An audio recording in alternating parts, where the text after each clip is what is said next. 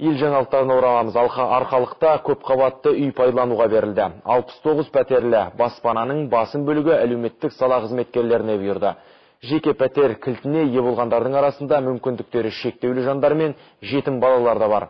Арқалық тұрғындарының қоныстой қуанышын бөлісіп қайтқан тілшіміз Мағауия Қалиевтің репортажы.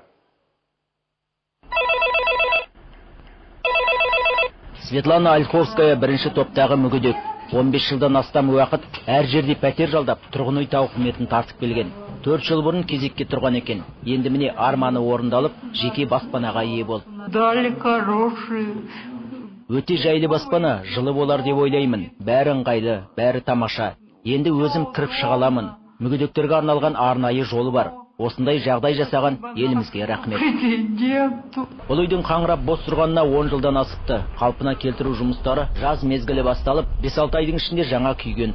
Оған республикалық бюджеттен 300 миллион теңгеге жуық қаржы жұмсалған. Келер жылдары Алламандығын берсе, екі үй, 60 пәтерліктен үй салынбақшы.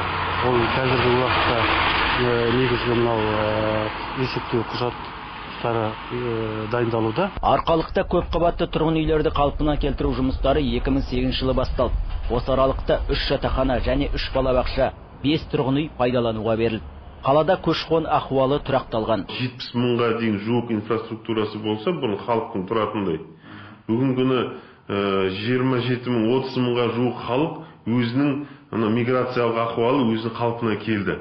Мысалы, енді бұйыртса құдағаз бұдан төменде түспейді, жоғарыда қатты тез өспейді, өйткені өзінің оптимальный структурасы. Арқалықты шағын ұядай ғана қалаға айналдыру үшін алдымен көзге қораш көрінетін есік терезесі үңірейіп, іске жарамсыз тұрған көп қабатты үйлерді бұзып алу қажет. Олардың орны абаттандырылып, саябақтар не жеке үйлер салынады дейді қала басшысы.